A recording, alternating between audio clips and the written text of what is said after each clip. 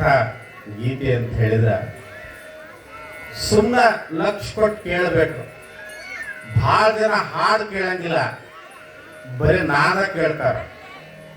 ತಂಗಿ, ಅದಕ್ಕೆ ಈ ಟ್ರ್ಯಾಕ್ಟರ್ದಾಗ ಹಾಡುಗಳು ಅದಾವಲ್ಲ, ಆ ಹುಡುಗರು ಬಾಯಿ ತುಂಬ ಗುಡ್ಗ ಹಾಕೊಂಡಿರ್ತಾವು.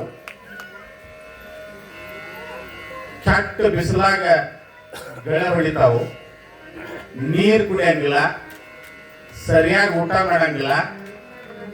ಮದುವೆಯಾಗಿ 25 ವರ್ಷ ಆದ್ರೂ ಮಕ್ಕಳಾಗೋದಿಲ್ಲ. ಹೆಂಗಾವ? ಅದಕ್ಕೆ ಹಾಡುಗಳನ್ನು ಕೇಳಾಗ, ಪ್ರವಚನವನ್ನು ಕೇಳುವಾಗ ಲಕ್ಷ ಕೊಟ್ಟು ಕೇಳ್ಬೇಕು. ಅವ್ ಮನ್ಯಾಗ ಭಾಳ ಕಿರಿಕಿರಿ ಮಾಡ್ತಾವಂತ ತಂದು ನಮ್ಮ ಎದುರಿಗೆ ಬಿಟ್ಟು ಹೆಂಗ್ ಹೇಳ್ತಿ ಹೇಳ ಏನಾರು ಅಂತ ಮಜಾ ನೋಡ್ತಿರ್ತೀರಿ ನೀವು. ಚಿಂತಿಲ್ದ ಬದುಕು ಕಳಿಬೇಕು. ಇವತ್ತಿಲ್ಲ ನಾಳೆ ಒಂದ್ ದಿವಸ ಜಂತಿಲ್ದ ಮನ್ಯಾಗ ಹೋಗ್ತೀವಿ. ಪುರಾಣವನ್ನ ಬಹಳ ಲಕ್ಷ ಕೊಟ್ಟು ಕೇಳ್ಬೇಕು. ಜೀವನದ ಅನುಭವ ಅನ್ನೋದು ಬಹಳ ದೊಡ್ಡ. ಸಂಗವ ಸುಕೊಡು. ನಮ್ಮ ಸಂಗವಕ್ಕ ಕಲ್ಲಪ್ಪಣ್ಣ ಇಬ್ರು ಊರ್ ಗೌಡ್ರ ಮನ್ಯಾಗ ಕಮತಕ್ಕೆ ಹೋಗಿದ್ರು. ಯಾಕ?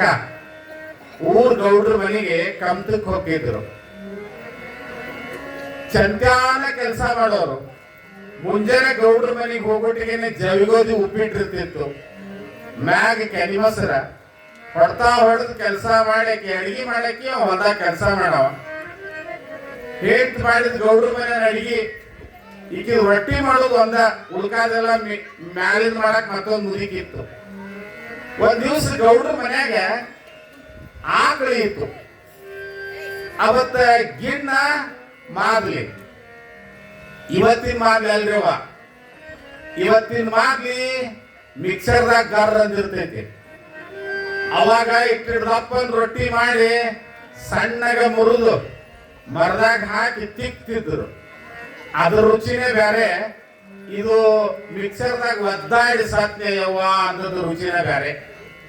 ನೀವು ಬಿಡ್ತೀರ, ಒಂದು ಸಲ ಸತ್ತೀನಿ ಅಂದ್ರೆ ಬಿಡಂಗಿಲ್ಲ, 3 ಸಲ ಅದನ್ನ ಗಿರ್ ಅನಿಸೇ ಕೈ ಬಿಡ್ತೀರ. ಅದು ಪುಡಿಯರಾಗಿರ್ತದ, ಇಲ್ಲ ಅಂದ್ರ ಒಂದ್ರಾಗ 2 ಬಾಯಾಗ ರುಚಿ ಬರ್ಬೇಕಲ್ಲ. ಕಲ್ಲ ಕುಟ್ಟಿದ ಚಟ್ನಿನೇ ಬೇರೆ. ಇವು ನೋಡಿ, ಯಾರಾದ್ರು ಪಾಲಕರು ಆ ಮಕ್ಕಳು ಪಾಲಕರು ತಗೊಂಡಿವನ ಕಲ್ಲ ಕುಟ್ಟಿದ್ದ ಬೇರೆ, ಮಿಕ್ಸರ್ದಾಗ ಗರ್ ಅಂದದ್ದ ಬೇರೆ. ಹೀಗಾಗಿ ಗಿಂಡ್ ಬಹಳ ರುಚಿಯಾಗಿತ್ತು, ಮಾದ್ಲಿನೂ ಬಹಳ ಹದ ಆಗಿತ್ತು. ಇಬ್ಬರಿಗೆ ಗಡ್ಡ ಹೆಂಡತಿಗೆ ಮುದುಕಿ ಒಂದ ತಾಟ ಕೊಟ್ಟು ನೀಡಿತದು. ಉಣಾಗ ಅಂದವ, ಜನ್ಮದಾಗ ಒಮ್ಮೆರ ಗಿಣ್ಣ ಮಾಡಿ ಏನು ಅಂದ. ಅಯ್ಯೋ, ನಮ್ಗೆ ಮಾಡೋ ಪ್ರಸಂಗ ಬಂದಿಲ್ಲ. ಅಲ್ಲ, ನಮ್ಮ ಮನೆಗೆ ಬಂದಾಗ ಮಾಡಿಲ್ಲ, ನಿಮ್ಮವ್ವ ನಿಮ್ಮಪ್ಪ ಮಾಡ್ಯಾರೇನು ಬೇರೆ ಮದುವೆ ಮನೆಗೆ ತಿಂದಾರ ಅಂದವ. ನಾನು ಬಾರಿ ಮಾಡ್ತೀನಿ ಅದನ್ನೆಲ್ಲ ಹೇಳಕ್ ಹೋಗಬೇಡ ಅಂದ್ರು. ಸಾಧಿಸ್ದಾಗ ಮರುದಿವ್ಸ ಗೌಡ್ರ ಮನೆಯಾಗ ಎಮ್ಮಿ ಇತ್ತು.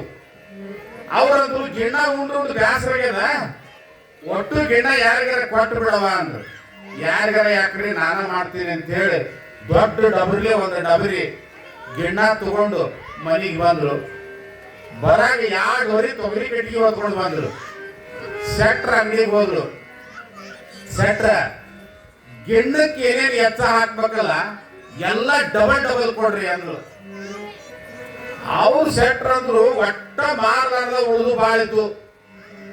ಓಸು ಡಬಲ್ ಎಲ್ಲ ಎಚ್ಚ ಕಟ್ಟಿ ಕೊಟ್ರು. ಸೀದಾ ತಂದ್ರು, ಒಲಿ ಮ್ಯಾಲ ಡಬರಿ ಇಟ್ಲು, ಕೆಳಗೆ ತೊಗರಿ ಕಟ್ಟಿಗೆ ಉರಿ ಹಚ್ಚಿ ಓಸು ಎಚ್ಚ ಚೀಟ್ ಬಿಚ್ಚುದು ಒಳಗ್ ಸುರುವುದು, ಚೀಟ್ ಬಿಚ್ಚುದು ಒಳಗ್ ಸುರುವುದು. ಮಾದಲಿ ಮಾಡಿದ್ರು. ಅವ ಅಂದ, 2 ತಾಟ್ನ್ಯಾಗ ಉಳಿದ್ ಬ್ಯಾಡ ಅಂದ. ಗೊತ್ತಿತ್ತೀಕಿ ಹೆಂಗ್ ಮಾಡ್ಯಾಳ ಅನ್ನೋದು. ಇಬ್ರು ಒಂದ ತಾಟ್ನ್ಯಾಗ ಉಣೋಣ ಅಂತ ಹೇಳಿ ಮಾದಲಿ ಹಾಕೊಂಡು ಗಿಣ್ಣ ಸುರುಕೊಂಡ್ರು. ಒಂದು ಸುರುಕಿ ಸುರಿದ, ಕಣ್ಣಾಗ ಮೂಗನ್ಯಾಗ ಗಂಗಾ ಮಾತಾ ಇಳ್ಯಾಕತ್ ಬಿಟ್ಲು. ಇದು ಪಾಡಿನ ಮಾತಲ್ಲ, ನೀನ ತಿನ್ನಂದ. ಆಕಿದು ನಾಲಿಗೆನೇ ಅಲ್ಲ, ತಾ ಮಾಡಿದ್ದಂತ ಒಂದು ತೆಚ್ಚಿಗೆ ತಿಂದ್ರು. ಆಕಿಗೆ ಸಿಕ್ಕಾಪಟ್ಟಿ ಅರಮಡ್ಲಕ್ಕೆ ಬೆಂಕಿನ ಹಾಕಿ. ಯಾಕ ರುಚಿನೇ ಆಗ್ಲಿಲ್ಲ, ಅಜ್ಜಿನೇ ಕೇಳ್ಬೇಕು ಅಂದ್ರು.